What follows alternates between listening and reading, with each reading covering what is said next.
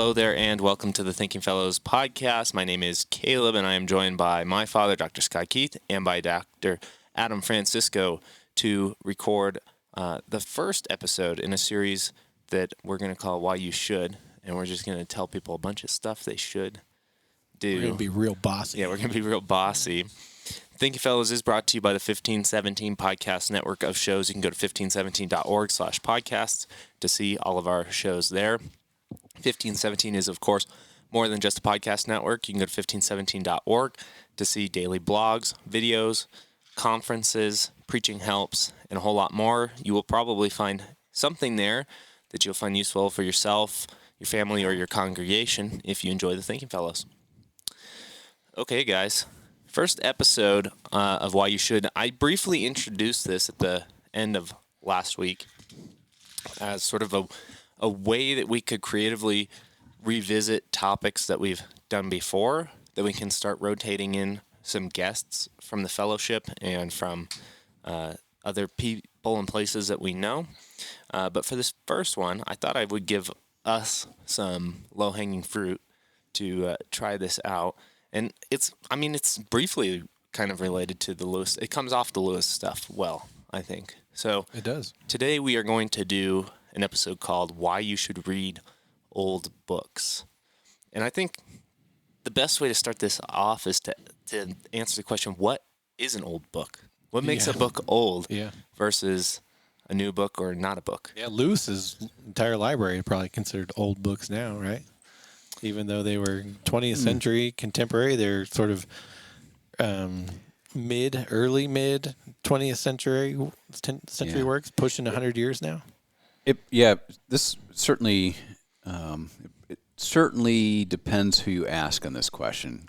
You know, what constitutes an old book? Because for me, anything written maybe 1800s and later is fairly new. You know, or old book for me is Greco-Roman. That's it. Kind of. I mean, medieval stuff to me feels. And this might be a bit of the Oxford stuff in me, where they have a... to him. Oh, my God. No, I don't mean this in a... What sweatshirt do you have on? I want to see the logo on that sweatshirt. It's a Concordia one this week. Okay. Concordia. Shout out to Concordia, Chicago. There's this... Can you cut some of this out? Because I'm hemming and hawing here, but... No. Like Lewis, who thought that the real division in at least Western history was not the incarnation of God in Christ, and there's like the ancient world and then everything out, the Christian world thereafter. For Lewis, he really believed that the world was really very similar in terms of people's worldview, though, with the incarnation, things changed quite radically. The real radical change in world or Western history happened around the 19th century, around the scientific revolution. That's the modern era, and everything before that is pre-modern, but there's much more coherence and unity before the scientific revolution. So that's just sort of the... Yeah, I'm not trying to make some snobby point. I'm just saying. I would say when I was at Concordia, not Chicago, but Irvine, where... Did you help design the core, Adam? Were you there during the origin of that? Yeah, I did. Yeah. I mean, the old books sort of thing, once you hit the history and literature pairing that you guys put together, were like basically Augustine and older, right? I mean, that was what you guys had set up. Although I would say, I think for most people, and myself included, if something is old enough to have been written in Latin first and then translated, it's probably also an old book, right? So the Lutheran Reformation is probably all old books. Oldish. Let's just do a little ish at the end there. I think there might be an argument to be made that something like books on the change that you just described, that this technological revolution, could also be old books. Like Darwin's Origin of Species is a sort of pivotal old book, and I would say a lot of people who argue and talk like evolution is second nature to them have never picked up the oldest book in the evolution catalog, right? They haven't read the Darwin. And so, when you're having a conversation with somebody like that, boy, do you really wish they had read an old book. Yeah. Well, and in that core curriculum you're mentioning in the second sequence or the second semester of that, we would read, I think one of the last readings was Solzhenitsyn's Harvard address. So I think I want to say 1960s. And I remember students thinking, and we would talk about it as if this is like so modern and relevant, right? And they're thinking, this is so old, just the way he phrased things or the way the translator translated the Russian. So it's my point, Scott. I think because you're out of the frame on Zoom, so you're probably still making fun of me. But I am. I am, in fact. It really does depend on who you ask. Well, what constitutes an old book? If you recall, coming off of Lewis, recall. I like the way you pronounce that. I was Very trying British. to help you out because you mentioned when you were at Oxford, so I just wanted to help you out. When I was up at Oxford, yeah. That C.S. Lewis, as we come off our Lewis series, in his introduction to Athanasius on the Incarnation, wrote a little essay called "On the Reading of Old Books," right? And what he distinguishes, I think he, like you, being an Oxford man, Oxford man, is probably talking about books that are sort of ancient in origin, on the whole. But his argument has more to do with not neglecting new books, right? Because he even, I think, if I remember right, says something like, I myself am an author. Of course, I want you to buy and read new books. But the problem with new books is that I think his phrase is that they are still on trial, right? In other words, their ideas are being currently put to the test. Now, if you sort of take that as the standard as to what's an old book or what's a new book, I think it would be very difficult to say that something, well, maybe not.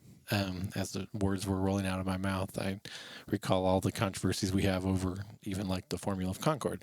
But that something that's 500 years old is maybe not still on trial, but maybe it is. But I think by still on trial, what are we talking about there? You write a book, I write a book, it's been out for 3 years, maybe it's an apologetic book, or maybe it's Being Dad or whatever.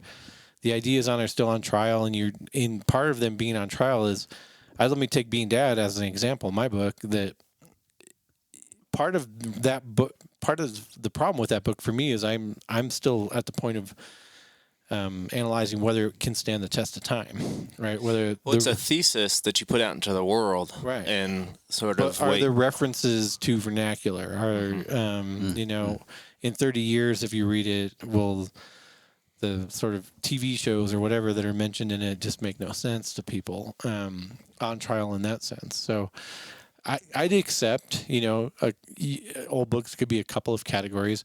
I think if you're sort of looking at classical literature, that definitely qualifies, right? So ancient works, of course, that qualifies. But is there something in the in between that if a 22-year-old is listening to this, right? Like you said, something from the 60s could seem very old. Well, maybe we can make the definition have sort of a value proposition that goes into the why here of this, which is that it might be acceptable enough to get to books outside of your generation or living generations for the most part, right? To hit that border, partially because that gets you somewhere outside of the world you live in now and the assumptions of the world you live in now. So like Lewis is probably on the edge of that, right? Where there are still people from his generation alive, some people's grandparents, great-grandparents. They have experiences with that world or something, especially maybe over in Europe with people who lived through World War II more directly than over here. But once you get to that border, and I think we're certainly on that border with like Lewis, but even one step back, you're finally in a world you don't recognize and that you haven't heard stories of from people you live with. Right. And so like, this is going to sound, I'm going down a rabbit hole, but we're only at 9 minutes, so I can do that a little bit. I was listening to another podcast, The Remnant with Jonah Goldberg, and he was interviewing John Podhoretz, and they were just doing culture stuff. Caleb doesn't like Jonah anymore, so he's shaking his head at me. But I used to. They were just doing. I'm shaking my head too. They're just doing culture stuff, so calm down, both of you. But one of the things that they sort of brought up, and I've heard Jonah bring it up before, and I always think it's interesting, and Adam will remember this more than the baby in the room will. But do you remember watching Happy Days when you were a kid, Adam? Oh, yeah. Which aired in the 70s, right? Yep. The fact is that Happy Days, which was set in, I think, 1959 and aired in the 70s, is farther away from us now than it was from the era that it represented by like a long shot. But when we watch that in the late 70s and 80s, and it's depicting the late 1950s, the late 1950s seemed like a whole nother world to us, even in the 80s, right? One of the points they were making is that as technology has sort of upgraded, we've kind of compressed time. Whereas if you look, the equivalent would be to looking back at the shows in like the late 1990s now. And if you did that, it wouldn't seem like another world to you. Mm-mm. Even though when we were watching something on the 50s in the early 80s, it really did. I mean, well, that would be like watching something from the 70s or 80s. No, now. you're in 2022, bud. That's I was born in the 90s, so if I'm watching something from the 90s, it's contemporary with me. You weren't born in the 50s, so if you were watching Happy Days, but it's still only the time period is still only 35 years from the 70s. Right. Yeah. Okay. Yeah. So, but even us in the 70s, it seemed like a whole nother world. And that's not as much the case. So I do think you have this interesting sort of perception, right? So you have like, I'll go with Adam, oldish, old, and ancient. And I think here, we haven't even talked about why you should read them yet, but I think here what you're talking about is at the very least reading something that's out of your own cultural context, right? That's not making the same sort of cultural, sociological, political arguments as your current milieu. There you go, Oxfordian. Milieu is, yeah. Milieu. And realizing that the world you live in is built up from those older ideas, which was built on older ideas, which was, and that this isn't an island, and it also tempers some of our progress. Right. Right. We tend to believe ourselves very advanced because you have limitless access to information. You have decent health care. Your car goes very far. For instance, if you read some of the firsthand accounts of the quote-unquote founding fathers of our country, you'll see that they were concerned about the political stability of the republic, right? Mm-hmm. That we have now lived in another 200 plus years. As we are sort of concerned, I think on both sides of the political spectrum, about the state of the republic, you might find in there not the exact same arguments you've been looking for from the contemporary sources, but people saying very similar things. Mm-hmm. Can this last? Here are the problems why it can't. Interestingly enough, I think a lot of the founding fathers thought that the people, slaveholding founding fathers of the time, believed that the people of their time were not virtuous enough to maintain a republic, and would say things, like, without virtuous men who have faith in God, a republic is impossible. Mm-hmm. So that's even just going back to That's just 200 years. 200 years. Go back farther than that, and you'll find the same things. I mean, you read The Republic, or read Cicero's, any of the works.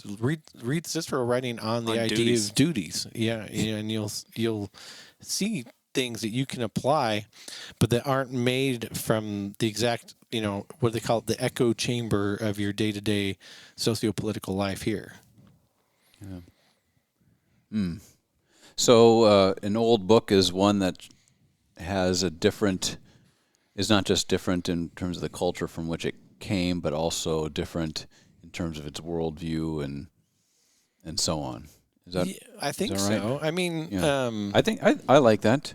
Yeah. Because I mean, I can't remember. I was trying to remember the actual instance, but there was a time where, I don't know if it was at Irvine or where, but there was this guy who was he was invited to teach for a semester, and he lectured for Scott. You and I, we would consider it sort of very normal sort of lecture, where he's on the whiteboard. He probably would have preferred a chalkboard, but he's just writing everywhere and drawing lines, connecting ideas, and so on.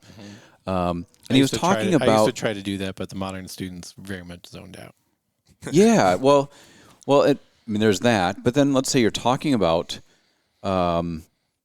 these permanent ideas, or these things that have been held together for some time.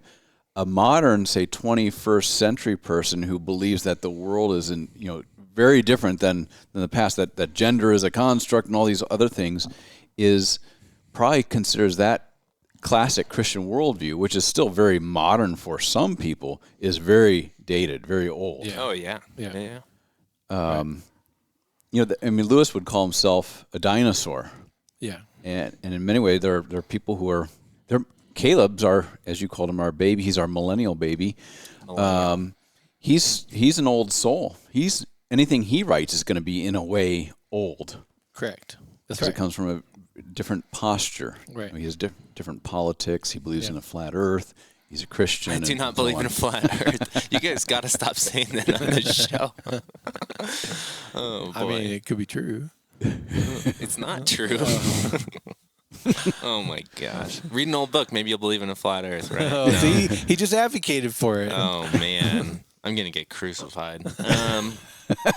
We got to tweet that or Twitter it. Our next Why You Should, it could be Why You Should Believe in a Flat Earth, and you can get a guest on to make your case for you. Oh boy. Okay, so why should we read old books? I was kind of, when you sent the topic for the day, I was wondering if you were wanting to discuss Lewis's intro to On the Incarnation. No, I thought it came to me and because I was thinking of coming off of Lewis, and it's so close to that subtitle that he has.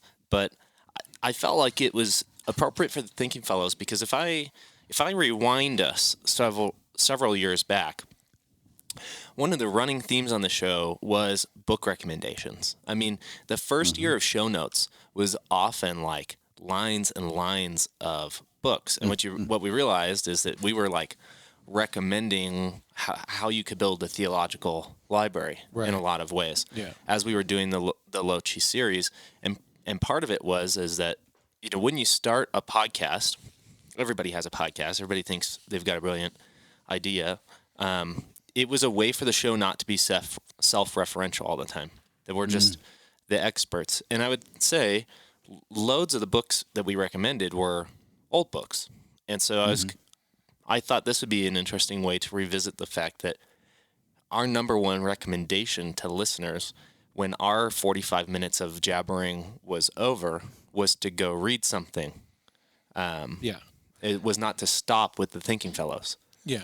Well, I could say it's funny when C.S. Lewis writes on the reading of old books. It's an introduction to Athanasius on the Incarnation, which is a classic theological work, attempting to suss out, one of the big questions. Yeah, one of the big questions of Christian theology is how or why the God man, right? How or why did God become man? Kind of ringing through John 1, and God became flesh and dwelt among us type thing.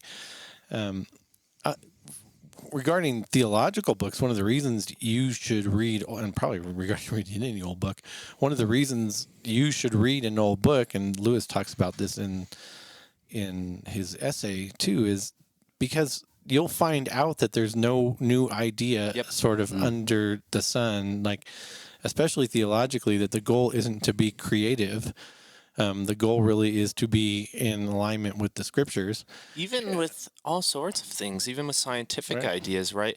The idea that men could develop a technology that would allow them to fly is not very new, right? That's not a new idea, and that got more and more sophisticated and perhaps technologically more possible. Yeah, more possible. But the idea or envisioning what it would like for a man to soar above the clouds is as old as time itself. It's a written. Probably would have happened, maybe 1,000 years earlier if Rome hadn't fell. All that. So that even scientific ideas are not as new as as you would think. No, I mean that part of the Renaissance and Reformation was literally a discovery, right? And when, in theological circles, we talk a bit about this as a rediscovery of the sources, the ancient sources, the Bible itself too, which sort of led to these theological. We don't even call them discoveries; we call them rediscoveries. Even when we talk about Luther, he didn't discover the gospel; he rediscovered the gospel, right? Through the idea of reading the scriptures in the original languages. But part of that movement that I'm sure Adam can speak to better than I can was also a rediscovery of art and architecture, architectural forms and mathematical computations that allowed builders to build, exceedingly large buildings, all of which was lost, at least in places for a period of time. All of this came from old sources. I mean, the Renaissance, I think it's safe to say, in a lot of ways, was as much an architectural rediscovery as it was anything else. Adam, correct me. I think that's true. I definitely think that's true. In many ways, the Renaissance is an attempt to recover or rediscover ancient Greece and Rome, not just in terms of ethics or ideas, but also architecture, politics. Think of Machiavelli's The Prince, which is sort of like seen as like the example of medieval political thought, where he draws his cues from Livy and other Roman authors. So it's an attempt to rediscover it, to recover it, but also to, in many ways, as much grief some people give Renaissance thinkers like Erasmus, they're trying to fuse it all in with Christianity to make a better Christian civilization, if you will. Yeah. I think, we can try to answer the question with some like direct answers or some clever answers. There's certainly a couple, and then maybe go off of it. I think the one that we just gave, there's nothing new under the sun, has a couple of side benefits. It tempers that type of arrogance that Lewis calls chronological snobbery, right? Thinking that you're so much better than the people that came before you, maybe even just a generation or two before you. You're so much different. You're so much more unique. You have something to offer the world that nobody before you ever did. I think reading old books certainly helps destroy that type of arrogance. Lewis connects that to the reading of new books, right? When I said already, a new book is dangerous because it's still on trial. To that end, Lewis recommends on the reading of old books that people don't read sort of two new books back to back. But if you read a new book, read an old book, then read a new book, then read an old book. And he even says, well, if you can't manage to pull that off, at least read an old book every three new books you read. I mean, in some ways we could entitled this "Why You Should Read Books," right? Because that's sort of it's a lost thing. It's kind of a lost thing, right? The buying of books is kept on pretty good. The reading of books has definitely lessened. But I was thinking back when Kayla was talking about our first year or so, when the show notes were just filled with book recommendations or links to Amazon pages, how you and I, in many ways, kind of learned to teach by watching Dr. Rosenblatt. And you remember how he used to, he'd be lecturing, then he'd stop and write something on the board. And it was always the name and title of a book. And he'd oftentimes had the publisher and year it was published memorized. Then he'd bring books to class and pass them around as like a show and tell, if you will. Yeah, I used to do that too. I mean, I suspect you do it. I still do it a bit in class. I just Worried had a about little getting them back, I'm sure. Well, yeah, I do give books out, but I tell myself every year, do not give books out anymore because you won't get them back. But just this earlier today, I'm doing a kind of independent study with two students, and we're talking about their research papers, and I'm like writing down titles of books they should look at because they're like essential to whatever they're looking at, and they're looking at me with eyes are glazing over, and one of them said, "Well, I do all my research online." Oh, yeah. Oh, my gosh. And now that might mean they go to the library electronic database and they No. pull down PDFs and Does so not on. mean that. I suspect it doesn't mean that. It means they're looking at Billy Bob's blog on ancient Persia or whatever. Yep. That may or may not have good stuff. It's certainly not been through any sort of peer review process. Well, that's the thing. It may or may not have good stuff. To quote Lewis, it's still on trial for sure. And beyond that, it may or may not be cited. Now, it'd be one thing if you were going to that blog, and this is like one of the rare blogs that's excessively cited, and then you go check the citations and, make an attempt to make your way through the original sources that Billy Bob used to write his blog on ancient Persia. But that's all, doubtful to some degree. Yeah. That was honestly one of the most disappointing things about undergraduate education at the university was just the lack of, because I too, remember being impressed with Dr. Rosenblatt's ability to remember like the year something was published and the publisher and the title and the author and go off it and passing books around. And I tried to do that quite a bit. I still do in the master class. But then you'd sit down and meet, and not only did it seem like the reading of old books was lost, but it would seem like the finding of any book was lost whatsoever. Because, no matter how many times, I would even give students books and say, here, it's on this page. And then, I'm sorry. I suspect, we can go real dark with this. No. I suspect that most of our listeners aren't wanting to write a research paper. No. I mean, maybe some, but I always wonder, and I know I can feel the answer. I don't know how best to express it, I guess. Why should John, who's an electrician, who's raising kids, maybe 2, maybe 4, who knows, and he's busy, gets home from work, he's tired, he's bringing kids to football or why should he bother with any of Why this? should he bother reading Cicero on duties or Athanasius on the Incarnation? Well, I have an answer to that for you, Adam. Well, I think if we're talking about, let's assume Joe's listening to the Thinking Fellows, right? You're trying to say John. Good job, John. Yeah. Thanks for your support. Is a Thinking Fellows listener, and we're saying, hey, you should read something. Why? My guess would be if you're a regular enough listener to pick up this episode and it not be your last Thinking Fellows episode, right?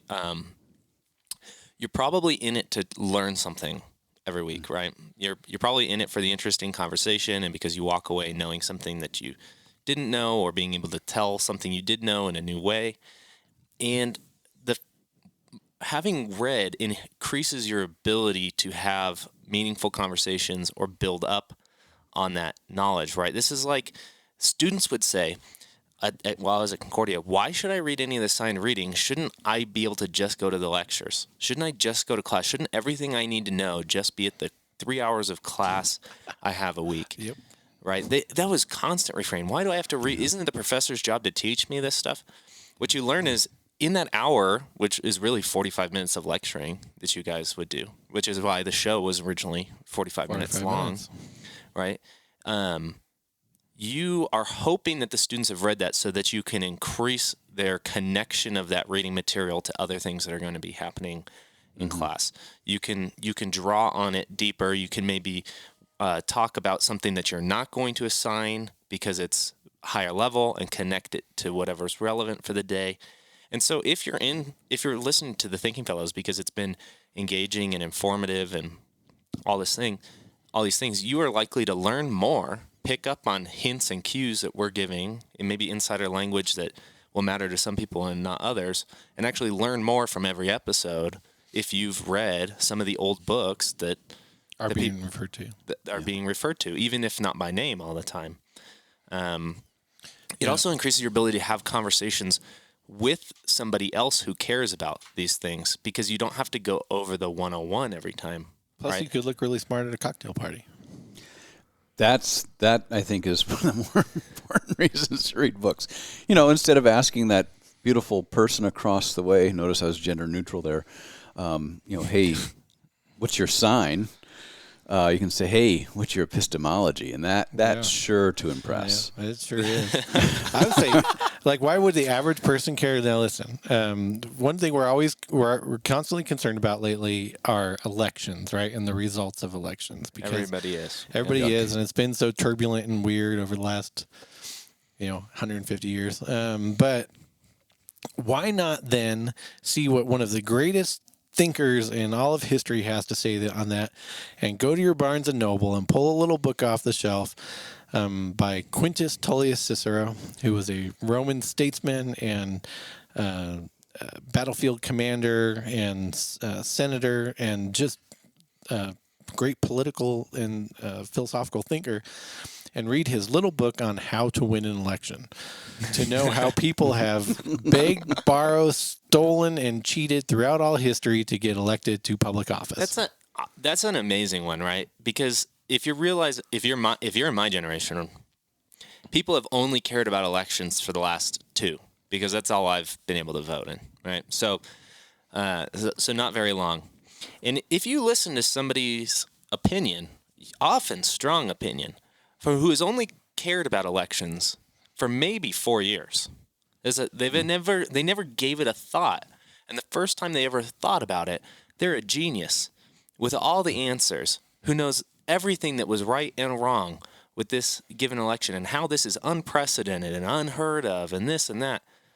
You realize they're ridiculous. I mean, you read Cicero, you could read the Founding Fathers and if you've actually read any of that, realize how ridiculous American politics have been since day one. You will see in How to Win an Election by Quintus Tullius Cicero that he warns about making promises to people who will remember those promises, and says it's basically okay to make general promises to the population, to the populace, because they're not going to remember after you get elected, right? So, and then you wonder, why do politicians do that to that? Well, they're just taking Cicero's advice, from the times of Rome. Now, if you don't care about politics, right? Some people don't. Everybody cares about, when you get to be mine and Adam's age, everybody cares about getting old. So you could then go down to your Barnes and Noble and pick off the shelf How to Grow Old by Marcus Tullius Cicero, who was Quintus Tullius Cicero's brother, as he writes this as a letter to his senatorial brother, as his brother is thinking about retiring and getting old, and kind of gives him sage advice on how to grow old gracefully, right? That concerns everybody. Now, if you listen to one of the next shows that we're going to do, which is probably going to be something like Why You Should Learn an Ancient Language, the benefit of these 2 physical books is that you have the Latin on one side and the English on the other. So if you are trying to pick up Latin, it'll help you study your Latin too. Yeah. Now, I do think, Adam, those are both actually really good books, by the way. Yeah. Just throwing that out there. No, it's kind of fun reading old books as you sit and think and make the connections to your life today. It's a lot more work than when somebody's telling you from today how to think about today, than when you can actually connect the ideas yourself. And in that way, reading old books helps with your critical thinking and your logic skills, right? It takes you, we've talked about types of reasoning before. It takes you past consequential reasoning, which is where some people are very stuck, right? Where the number one consideration, or maybe the only consideration for choosing to do X or Y, is the harshest, the types of personal consequences, rather than running it through a more complex series of connected ideas. Something like having to think about, how does Cicero relate to an American election versus reading a pundit tell you what to think about this election, or can help that critical thinking. Beyond all the modern fads about getting old, you could find that Marcus Tullius Cicero has some very good advice for somebody like Adam, who is struggling with the fact that his 18-year-old son, 17-year-old son is now much, much stronger than him, and could easily whoop his behind if he ever decided to. You will find it's a fact. It's a fact that Marcus Tullius Cicero says this: "I no longer wish for the strength of youth." As you recall, he says that was the second objection to growing older that we listed. "Any more than when I was a young man, I desired the strength of a bull or an elephant. People should use the strength they have appropriately, whatever their age." See, that should help Adam. Not helpful. My back's a little sore because I was in the garage trying to catch up with my son this morning. But no, that is helpful. And I asked the question way back when, 10 minutes ago, rhetorically.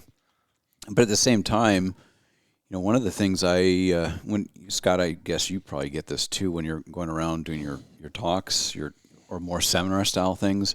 People, you're dropping names of books and stuff, and people are asking, not necessarily why should I bother reading this, that, and the other thing, but they're kind of asking those sorts of questions.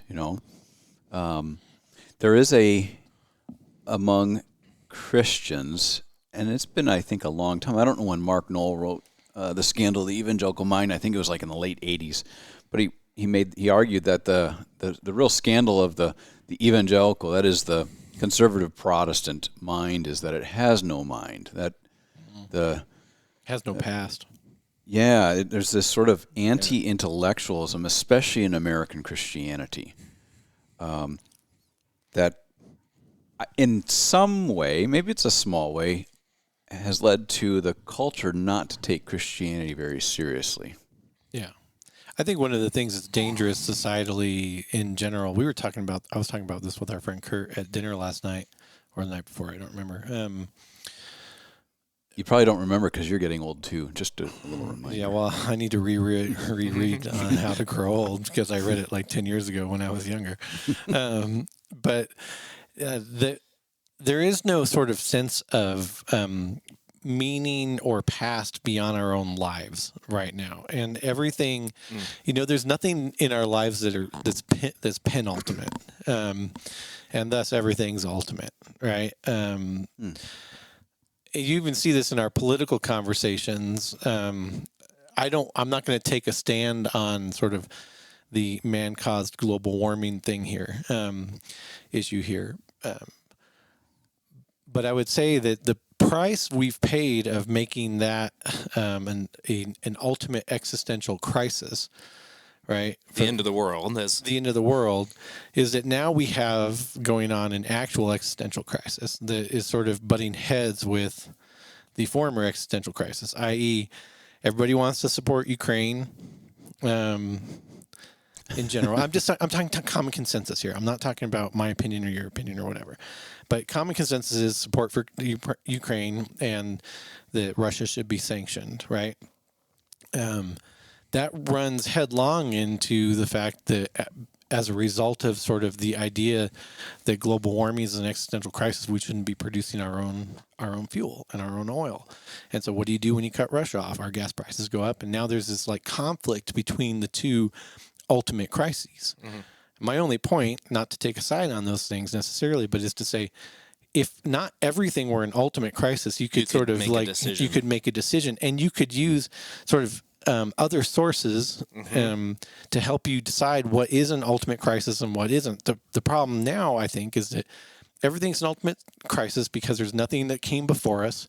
There's nothing more meaningful than us, and then everything's based just on our sort of opinion of the fleeting research that we get day by day on a particular subject that is in air quotes, or as they say at Oxford, in inverted commas,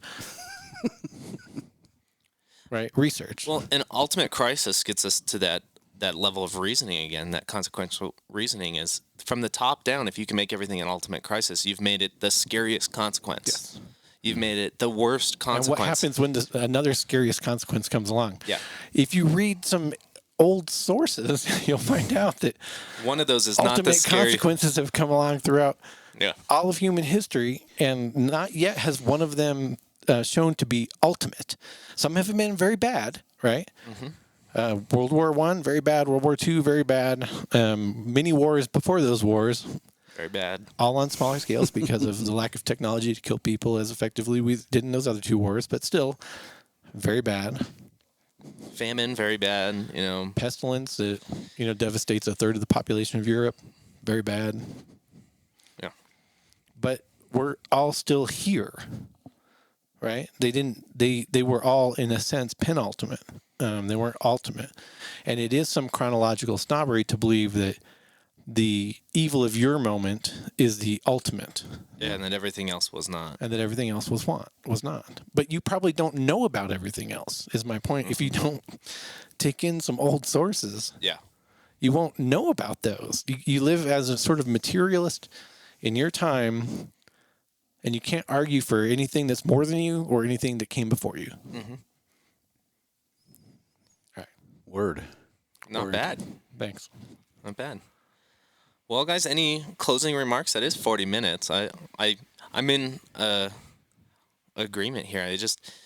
It's conversations are much more interesting. People's questions, for the podcast, you're able to give deeper answers if somebody can indicate that they've read some other things, right? Whereas if somebody indicates that the question or their thinking of it has only come from, say, the listening of a podcast or from their pastor at their church or something like this, the answer has to be much more tempered or has to be much more 101 because you have to try to lay out some groundwork.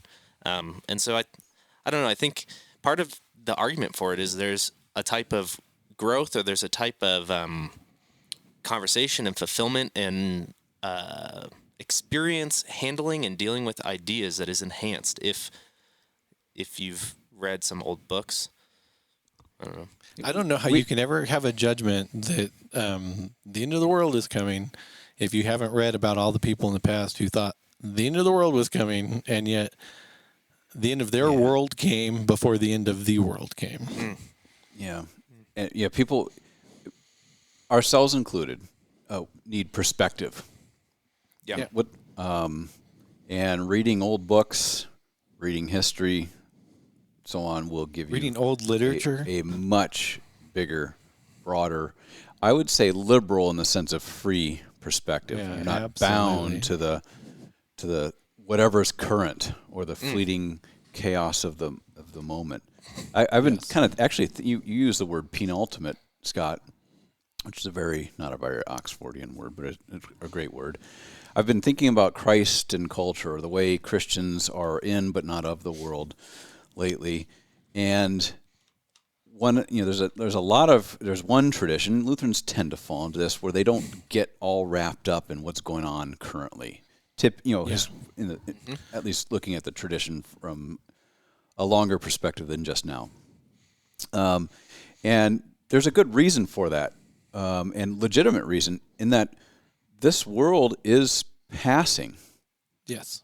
And will end when God says it ends. Yeah. And while we have kids, we have obligations on earth with our children, our parents, and other neighbors that we have relationships with. And we take those things seriously, but not so seriously that it would distract us from the ultimate, the telos, the end that we're all aiming towards. And that's, speaking of an old author, St. Augustine in City of God would refer to eternal blessedness when our pilgrimage here on earth is done and we go to our reward earned for us by Jesus on the cross at Calvary.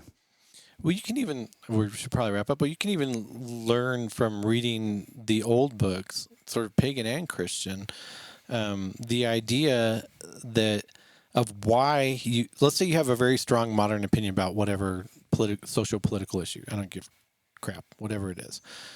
But you can learn from these old sources why that position may or may not be a virtuous position. Indeed. And sort of work through that on a level that's not just emotional. But you can only do that if you make access of. It's harder to make good decisions if you're making them alone, or if you believe it's the first time anybody's had to make that decision. This is why you would ask. This is why if you're a new parent and you're having a problem, you would ask your parents for help, right? You would ask your parents for advice, even if you think that your parents didn't do a perfect job. They have done it. They have done it. Yeah, exactly. They've had to make the difficult decision before. Yeah. Even ask them to tell the story of what they did in making the decision. You can then have information with which to decide whether you want to do the same thing or not. Right. Yeah. Life gets better. The world might get a tad bit better if we stood on the shoulders of giants instead of reinventing the wheel all the time. Amen to that. That's a good place to end. Very nice. Well, guys, thank you for listening to this episode. Hopefully, afterwards, you are encouraged to pick up an old book or two. This is, I hope, to be a pretty long-running series, and I think there's some great ideas to get in here. If you think there's one that you might like us to cover that we might not think of, you can send that in to the show. There's a contact form at the bottom of the website at 1517.org. Thank you for listening. We will catch you next time. Bye.